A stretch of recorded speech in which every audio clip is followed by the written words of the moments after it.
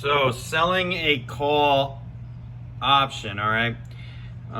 This is one of my smaller accounts. I have just 7 shares of GameStop in it, which has been doing pretty well this week. If I wanted to sell a call against GameStop, I'd have to have, for it to be a covered call, I'd have to have 100 shares because your call contract is going to be for 100 shares of stock. So one contract is going to cover 100 shares. So let's just say I had 100 shares here. That means my gain for the day on GameStop, instead of $7, so I gained about $1 a share today. So this would say $100 right here. I'd be up $100. If I wanted to sell a call now. Here's the thing, GameStop went up after the market, so the GameStop finished at 771. So this number is kind of deceiving because we had a big gain here after the market closed. Anyway, though, just imagine that maybe it's tomorrow, all right, and I had 100 shares of GameStop. Well, if I wanted to sell a call against those 100 shares or create a covered call, this is the option chain here. You would pick an option. I mean, you could sell a call which is in the money, and here's the danger: is that it's not a danger. It's, if you sell a contract at a strike price, let's say of $9, and GameStop finishes Friday over $9, and you still left that contract outstanding, because you can buy the contract back at any time. But if you had sold, and I'm actually in the 9s, so that's another account that I have. I'm actually in the $9 calls over here on this account for GameStop, and right now they're worth 11.5 cents.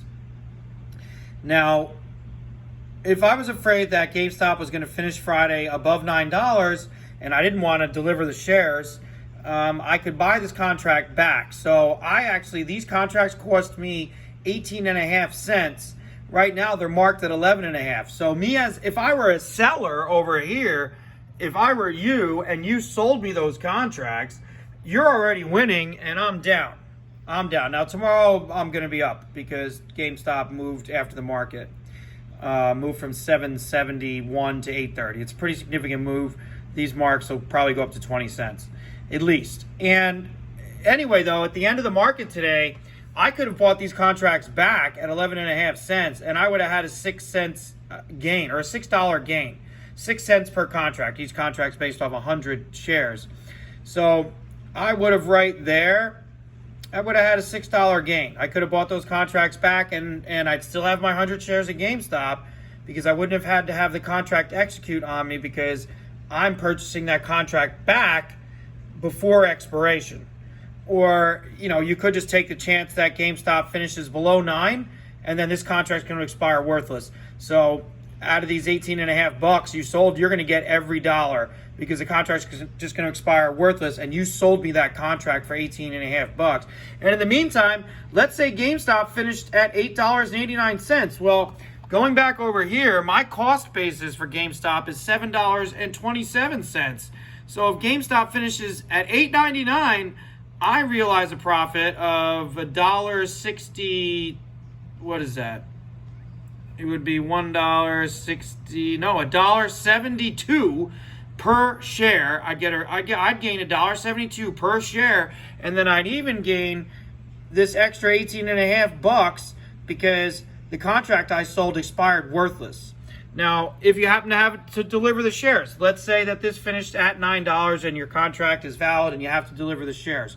All right, well, you've sold the contract for $18.5, so that's yours to keep. All right, unless you buy the contract back, then there's that's where you could lose on buying the contract back. But if you did that, that means your stock went up, your underlying went up. So your 100 shares of GameStop went up, and you're going to see a gain based on that.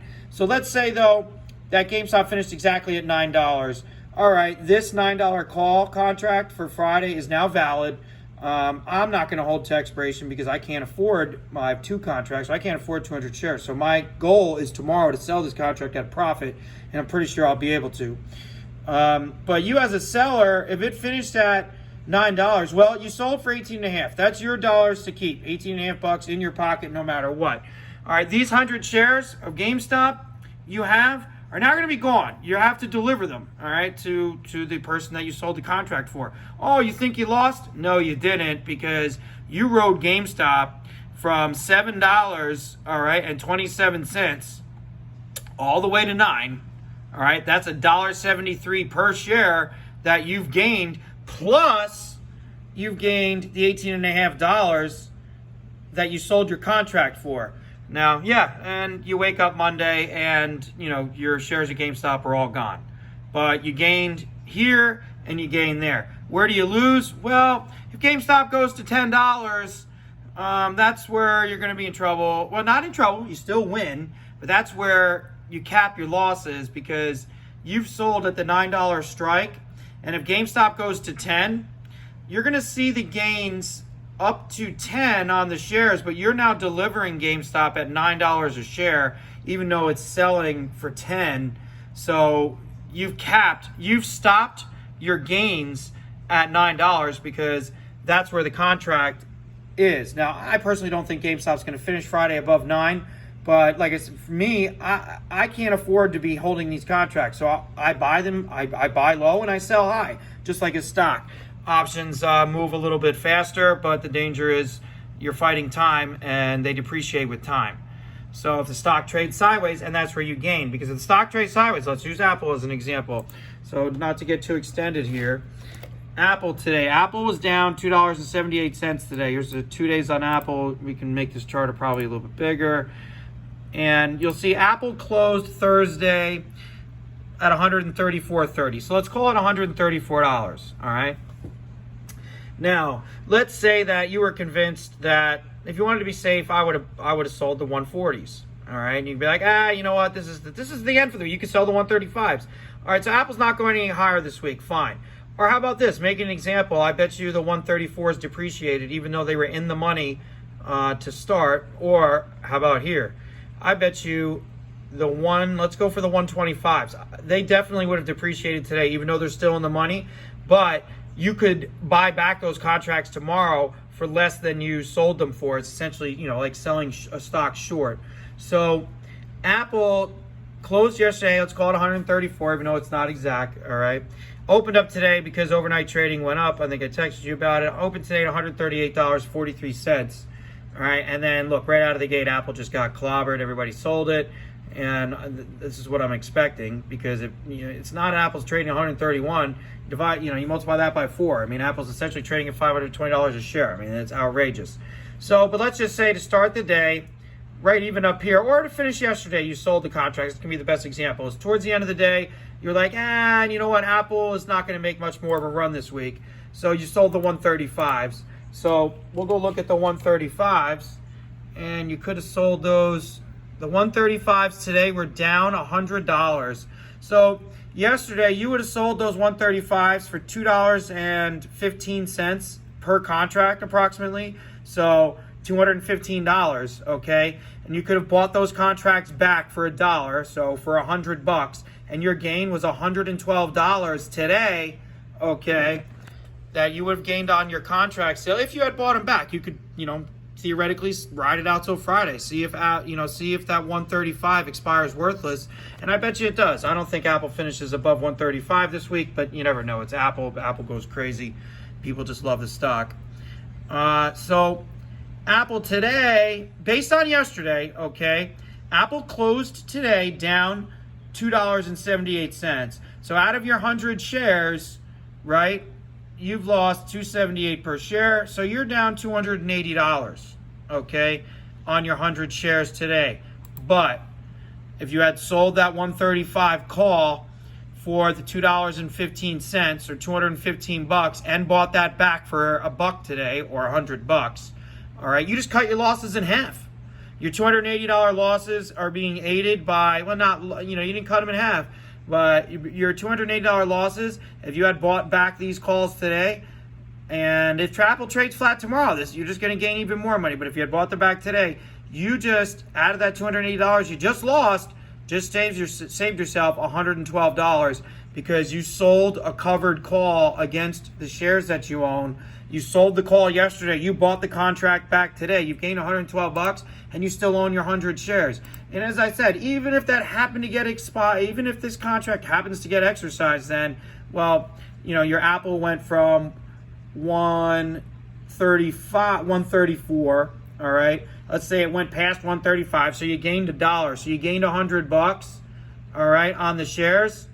And you even also gained your sale price on these contracts, which was about what did we say? About $215, all right, on these 135s, plus your $100 there. So you gained about $315, and then the only negative there being, okay, well, you just delivered 100 shares out of your portfolio of Apple and possibly at a lower strike price than what it's actually selling for. You're going to have to deliver the shares at 135. Apple closed at 136. So you're not being able to sell those shares at the full value. So you're not losing. You can't lose, essentially, on selling the covered call. You're just capping the amount of gains that you can possibly have. So it takes a little bit more work, but I'll show you how easy it is, at least for me. All right, let's say I wanted to sell a covered call against these game shares that I owned. I'm going to go to Friday. I'm going to go over here. This is your calls, your call chain, we call it. And I'm pretty sure GameStop's not going to finish above $11. I might as well, let's do $11. So I'm going to go here. I'm going to click sell a single contract. Let's get rid of this crap. And here it is. I'm going to sell a single contract. I'm going to ask for 5 cents, so it translates to $5 because it's 100 contracts. All right. And boom, it's done. Now, why is it say illegal for me? Because I don't have an account. I don't own the 100 shares. Or you need an account worth $2,000 because technically you'll be borrowing the money. You're on margin. And you can't have margin without $2,000. This account's worth $65. So that's how easy it would be for me. I set it up, bing bang boom. Takes me literally 15 seconds to set up the transaction, just assuming that I own 100 shares, and in this case of GameStop, I only own 7.